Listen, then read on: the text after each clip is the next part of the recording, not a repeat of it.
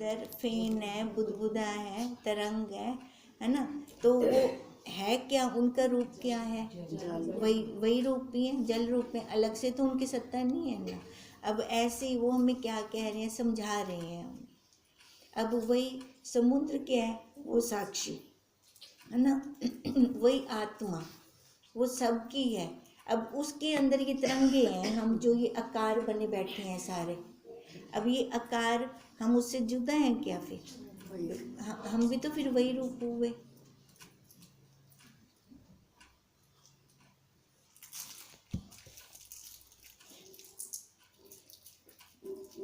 अब आगे हम कर रहे हैं, इससे पूर्वोत्तक इंद्रियां, मन आदि मुझ चैतन्य के गुलाम हैं। अब इंद्रियां गुलाम होगी क्योंकि इनकी अपनी सत्ता नहीं है। तीन में मैं चक्रवर्ती राजा के समान विराजमान हूँ। अब ये राजा कौन है? साक्षी है ना। इससे यह अन्य किसी की सभा नहीं, किंतु मैं अपनी सभा में बैठा हूँ। जैसे फेन, बुदबुदे, झाग, तरंग आदिकों की सभा में जल बैठे, जैसे अनेक घटों की सभा में मृत्तिका बैठे, जैसे अनेक भूषणों की सभा में सुवर्ण बैठे, जैसे स्वपन के ऋषिवरों, मुनीश्वरों, सिद्ध योगेश्वरों, ब्रह्मवेत्ताओं, धर्मात्माओं तथा अन्य स्वपन नरों की सभा में स्वपन दृष्टा बैठे,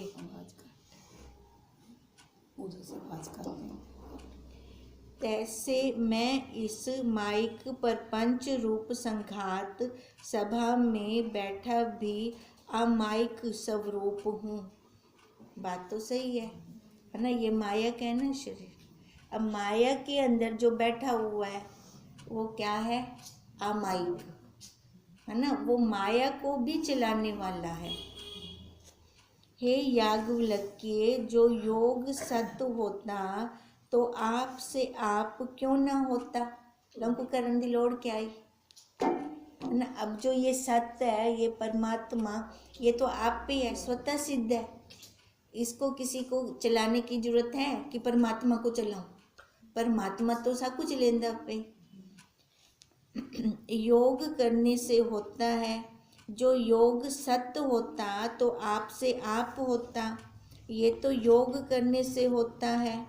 काया मन वाणी से जो जो कर्म होते हैं, जो तीन कर्मों का फल है, सो सर्व अनित्य माया मात्र है।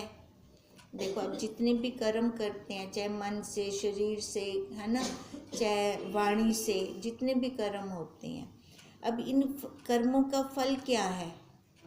आने जाने वाला, एक जैसा तो है नहीं ना।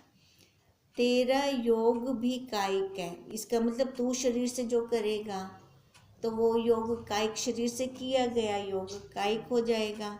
मन से करेगा तो मानसिक हो जाएगा, वाणी से करेगा तो वाचिक हो जाएगा। इससे तो ये अनित्य हो गए, आने जाने वाले हो गए। मुझ योग से जानने वाले सत आत्मा को तेरे अनित्य योग की इच्छा नहीं। अब देखो, मुझ योग से जानने वाले, अब उसके लिए तो हमें कुछ योग करना नहीं है। अब उसके द्वारा ही हम इसको जान रहे हैं, योग को जान रहे हैं। तो जिसके द्वारा जो जाना जाता है, जो जाना जाता है वो छोटा हो गया, जिसके द्वारा जानना वो बड़ा हो गया।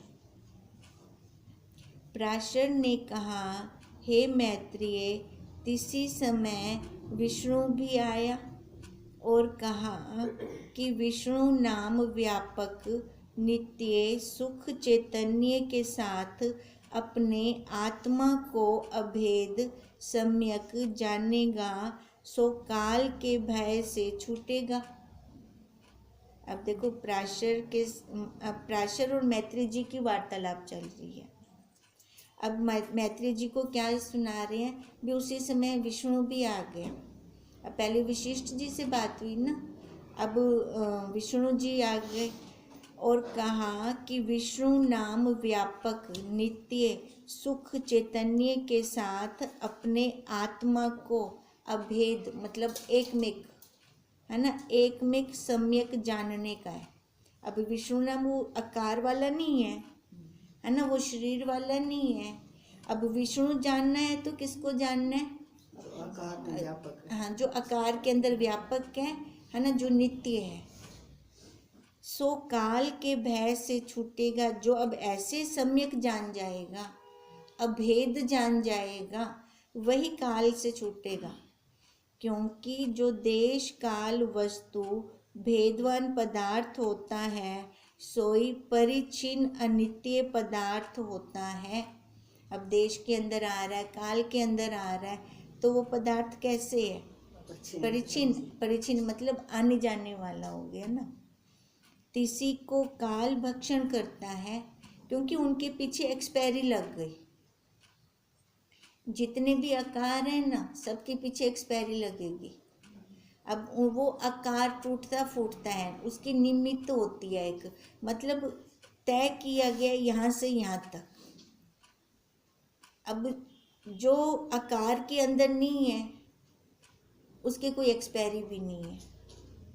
अब ये हम ना समझने के लिए उदाहरण लेते हैं ये वाला, है ना। वैसे तो उस तक इर्द गिर्द घूम रहे हैं हम उसके साक्षी के। अगर कुछ उदाहरण हम दे नहीं सकते क्योंकि जो गया वापस नहीं आया बताने के लिए हमें, ये हम जितने भी दृष्टांत देते हैं ना उसके इर्द गिर्द के ही देते हैं। अब ऐसे कह रहे हैं, इससे मुझ चैतन्य के साथ अभेद हो। अब जो अभेद हो गया, एक मेक हो गया, वो बोलेगा कैसे? पानी तो बाहर हो से तहीं बोल से ना, पानी के अंदर तो नहीं बोल सकता। जो अज्ञान रूपी काल से छूटे, जैसे घटाकाश जब आपको महाकाश से अभेद सम्यक जानता है, तब भ्रम रूप पर अपर परिचिन प्रतीत रूप मृत्यु से मुक्त होता है। अब जब घड़े का आकाश अपने आप को महाआकाश जानेगा तब जाके वो मुक्त होगा, है ना। दोनों से ऊपर उठ गया, पर से भी अपर से भी। अब देखो, अभी घड़े का आकाश, ये इस घड़े के अंदर है ना आकाश, जो वो साक्षी है ना चैतन्य। अगर इससे मुक्त अपने आप को वो साक्षी जाने, ये आकार वाला ना जाने, तब हम मुक्त हैं। अगर हम आकार वाला अपने आप को मानते रह जाएंगे तो हम तो कभी मुक्त हो ही नहीं सकेंगे। फिर मैंने कहा, हे विष्णु, मुझ चित्त सुख नित्य व्यापक के साथ जो अभेद होगा सो काल से मुक्त होगा। अब पराशर जी कह रहे हैं, वहाँ पे पराशर जी ने कहा ना, अभी इनकी वार्तालाप चल रही थी, उसी काल में विष्णु जी आ गए। अब वो कह रहे हैं, विष्णु ने तो बोल दिया मैं वही एक व्यापक हूँ, ठीक है। अब पराशर जी क्या कह रहे हैं, जो मुझ एक के साथ अभेद होगा। अब बात तो एक ही है, आकार पर ना जाकर साक्षी पर जाएं तो साक्षी तो हम सबके अंदर है। फिर तब जिस कर यह मन वाणी का कथन किंचित सिद्ध नहीं होता। जो अभेद हो गया, एक में खो गया, तो फिर क्या बोला जाए मन वाणी से, है ना। फिर हम बोल नहीं सकते। सो मैं अवार्ड मानस गोचर स्वयं प्रकाश स्वरूप हूँ। अब हम सारे अवार्ड मानस गोचर स्वयं प्रकाश हैं। मुझ विषय भेद अभेद दोनों नहीं, जिसमें अभेद हो तिसमें भेद भी होगा, है ना। अब बात तो सही है, एक अगर साथ खड़ा है तो दो भी है, दो है तो तीन भी है। जहाँ कुछ भी नहीं है उतनी कुछ भी कह नहीं बोला। जो भेद अभेदवान पदार्थ हैं सो मिथ्या दृश्य माया मात्र है। विष्णु नाम माया का है, माया से रहित विष्णु का परम पद है। अब अगर हम आकार वाला लेते हैं तो माया है ना। अब चाहे वो विष्णु है, चाहे ब्रह्म है, चाहे शिव है, हम आकार से ले रहे हैं, मूर्तियों से ले रहे हैं, तो हम माया में बैठे हैं। उनके आकार को हमने सत्य मान लिया। अब भगवान जी तो हमें अपने आकारों से भी छुटवाते हैं। अब गुरु हम क्यों धारण करते हैं? देखो, धारण करते हैं वैसे ये भी नहीं कहा जाता है ना। हम तो उनके मतलब चरणों की धूल भी नहीं है, हम क्या उनको धारण करेंगे? फिर भी जब हम गुरु मंत्र लेते हैं, किस लिए लेते हैं?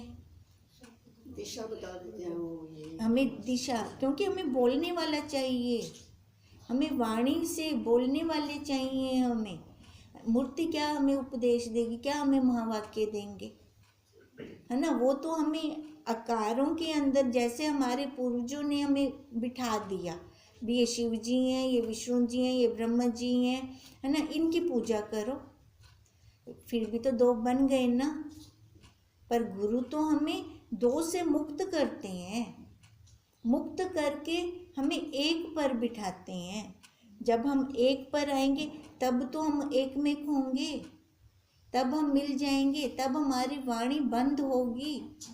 नहीं तो वाणी ऐसे बंद कैसे होगी? ऐसे तो चलती रहेगी। फिर तभी वो कह रही हैं, जो विष्णु नाम है माया का है, माया से रहित विष्णु का परम पद है। कहो माइक अमाइक अभेद कैसे होगा? दूसरा, यह बड़ा आश्चर्य है कि तुझ नित्य सुख चित्त व्यापक स्वरूप विष्णु को यह मुझसे भिन्न है कि जब मुझसे अभिन्न होगा तब काल की फांसी से मुक्त होगा। अब कहते हैं ये भी मेरे को बड़ा आश्चर्य हो रहा है तो तू भी वही है ना। फिर तूने ये ऐसा कैसे कह दिया कि यह मुझसे भिन्न है? जब ये मुझसे अभिन्न होगा तब काल से मुक्त होगा। तूने जाना ना इसका मतलब, नहीं तो उसमें तो जानना भी नहीं है। यह भेद अभेद कैसे प्रतीत हुआ? जैसे मधुरता, द्रवता, शीतलता रूप जल, फेन, बुदबुदे, तरंग आदिकों को उपदेश करें कि तुम सब मुझसे अभिन्न होगे। अब उपदेश करें कि अभिन्न होगे। अभिन्न, भले वो भिन्न नहीं कह रहा, उपदेश करके अभिन्न कह रहा है। तो काल से बचोगे, मेरे से एक में होवोगे तो काल से बचोगे, भिन्न रहोगे तो काल का ग्रास होवेगा, वही खाएगा काल। अब जब उपदेश किया तो पहले ही अलग हो गया, तो उपदेश कैसे, मतलब वहाँ पे तो बोलती बंद है। पर ये बोलती बंद कब होगी? जब आधार पर बैठेंगे, है ना। देखो, अब गुरुदेव भी ना हमें दो बन के उपदेश देते हैं, नहीं तो उपदेश तो देना बनता ही नहीं है फिर, जब सारा वही है तो। अब अगर महावाक्य हमें नहीं देंगे तो हम मुक्त कैसे होंगे? हम बस समझ जाएं, हमारी बुद्धि के अंदर ये दृढ़ता बैठ जाए, ये निश्चय बैठ जाए। क्या निश्चय बैठे? कि मैं वही ब्रह्म हूँ, वही साक्षी हूँ। ये हमें बताने की जरूरत नहीं है ना, ना बार बार समझाने की जरूरत है हमें। अब मैं पत्नी हूँ, हम किसी को बताते नहीं हैं, पर निश्चय है, पक्का बुद्धि के अंदर निश्चय है ना। ऐसे ये वाला निश्चय हो जाए। जब ऐसा निश्चय होगा तब बोलती बंद हो जाएगी। यह तिस का उपदेश हंसी योग्य है अगर वो बता रहे हैं तो, क्योंकि फेन, बुदबुदे, तरंग आदिक मधुरता, द्रवता, शीतलता रूप जल से पृथक है ही नहीं, वह जल रूप ही है। तीन तरंग आदिकों को जल से भेद अभेद का उपदेश जल को लज्जा का काम है। अगर जल उनको उपदेश दे रहा है ना, तो लज्जा का काम है ये। तैसे जब नित्य सुख प्रकाश व्यापक काल आदिक स्वरूप भी तू ही है, तब तुझ से कहो कौन भिन्न है। तुझसे अभिन्न होके काल से बचे, है ना। जब सारा है वही, अगर जुदा होगा तभी तो उसको कहेंगे भी तो काल से बच। अगर जुदा ही नहीं है तो उसकी एक्सपायरी कहाँ होगी। इससे यह सब कहने मात्र है। विष्णु ने कहा, तुझ अवार्ड मानस गोचर ने मन वाणी का चिंतन कथन कैसे जाना। एक दूसरे को ही पक्का कर रहे हैं वो। अब उन्होंने कह दिया ना इतना कुछ भी, तूने ये कैसे कर दिया कि मैं अलग हूँ, तू भी तो बोल रहा है ना। फिर मैंने कहा, मैं चिद घन देव अवार्ड मानस गोचर होकर भी सर्व का आत्मा होने से स्वतः ही सर्व को अनुभव करता हूँ। जो मैं अनुभव स्वरूप नहीं हूँ तो यह जड़ चैतन्य है या नहीं, तो इसका भी नहीं पता चलेगा, है ना। तो वो क्या कह रहे हैं, मैं देखो हीवरो डस से, है ना, ये बात इसलिए कही है क्योंकि मैं सर्व का व्यापक हूँ, सबके अंतःकरणों के अंदर साक्षी रूप से बैठा हूँ। अब उसका सब अंतःकरणों को मिलाकर एक अंतःकरण है। अब तभी तो हम एक दूसरे की बात जान लेते हैं, मन में क्या चल रही है। तभी वो कह रहे हैं ये मैं जान जाता हूँ। अगर मैं भी वो अनुभव स्वरूप ना हूँ तो फिर बताएगा कौन। व्यापक भी हूँ, असंग भी हूँ। हाँ, दोनों चीजें हूँ। असंग हूँ, है ना, इसके साथ असंग हूँ, इससे व्यापक हूँ कि वो सबका सब अंतःकरणों को मिलाकर एक अंतःकरण है। अब जरा सारे अंतःकरणों को मिलाते एक दा अंतःकरण है, तो हमको तो सारे ही पता चल से हूँ अंतःकरण दे अंदर सारे अंतःकरण आ गए। फिर उसने सभी की जान ली। तभी वो कह रहे हैं कि अगर मैं वो अनुभव स्वरूप ना हूँ तो यह जड़ है, यह चैतन्य है, यह नहीं जाना जाएगा।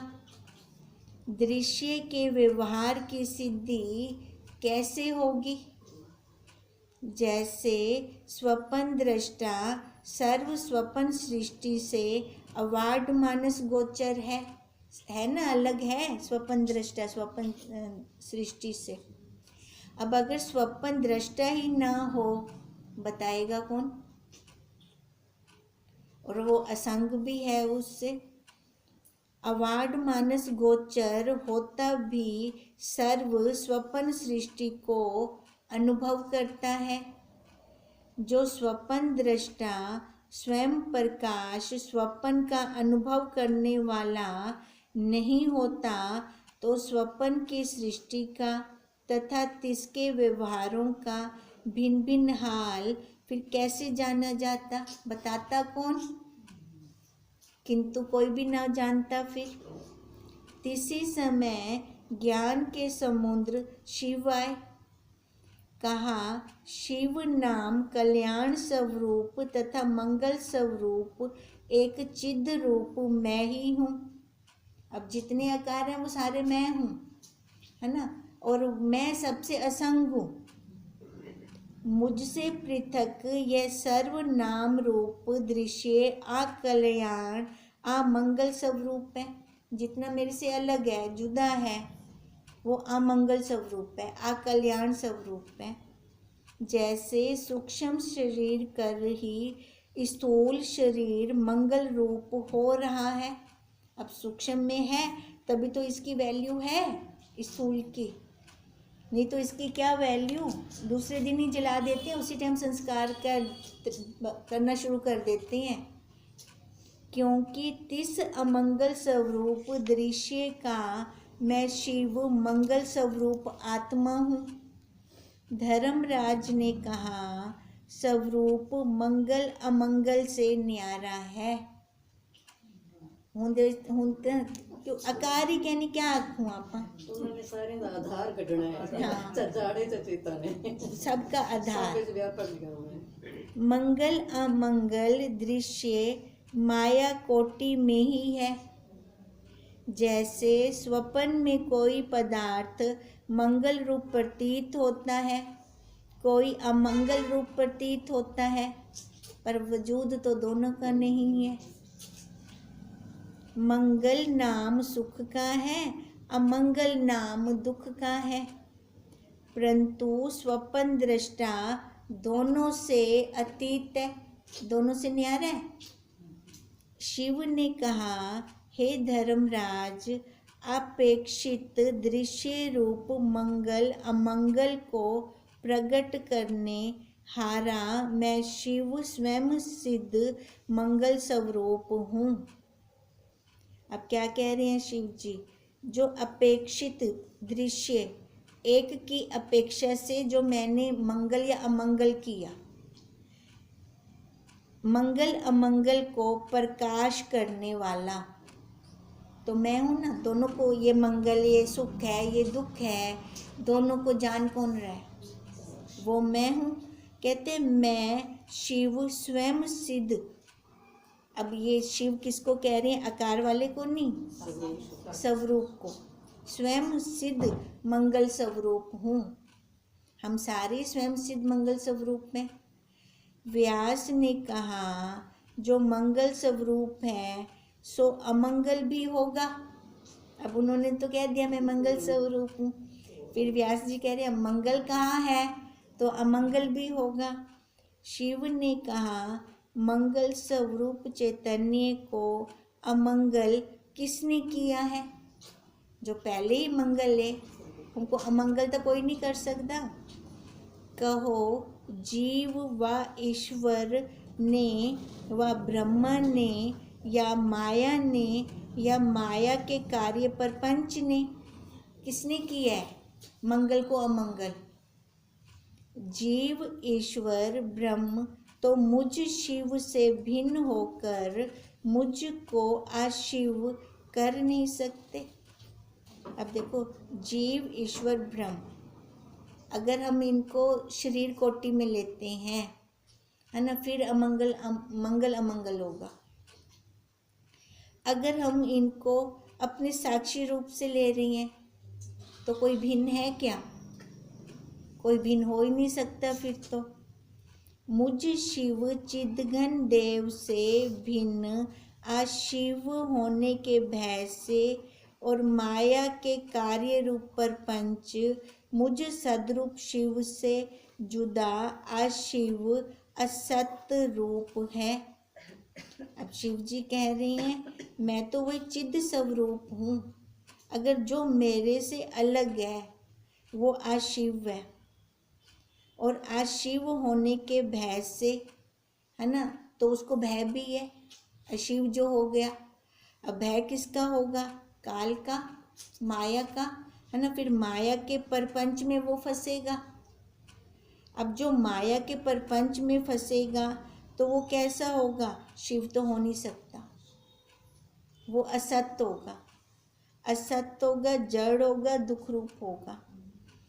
असत, सत असत का एक काल में और एक ही स्थान में इकट्ठा संबंध होता नहीं।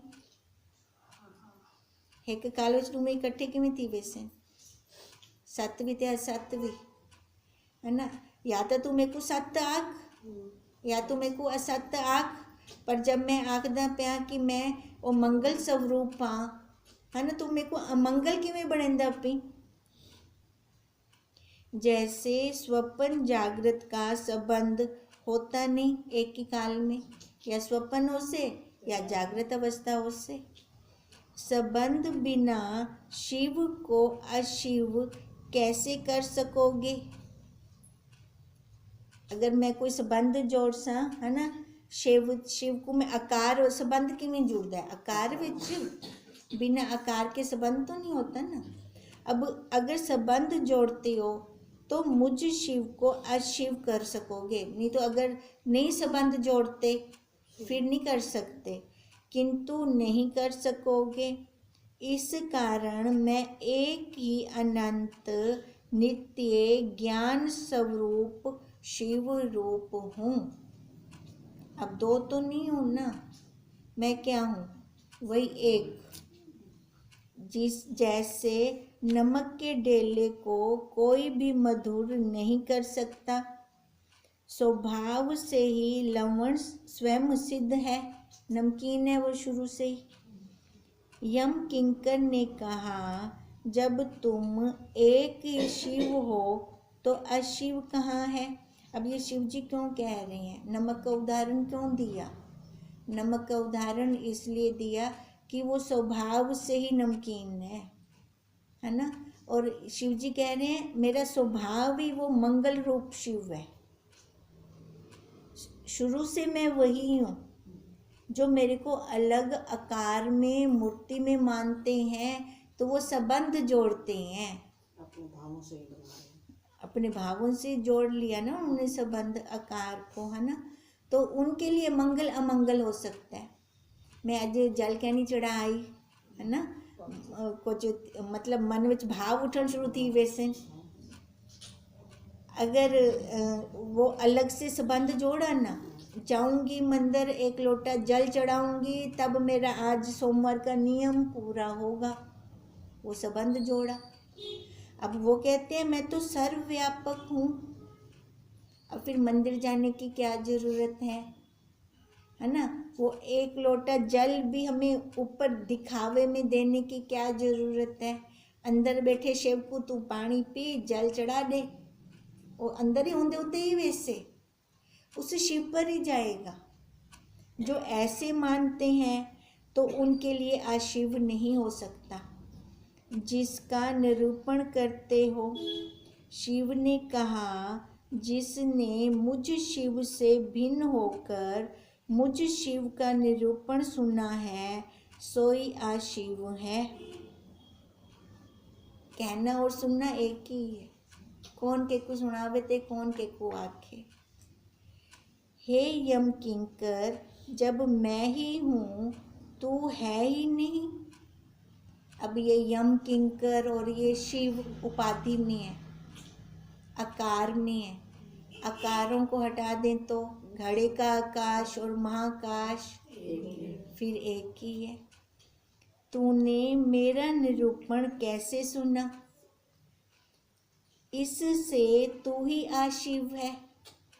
यम किंकर तुश्रीम हुआ। अब उसको भी चुप करा दिया वहीं पर। शिव का खत्म। खत्म। चलो आज तो ओम तम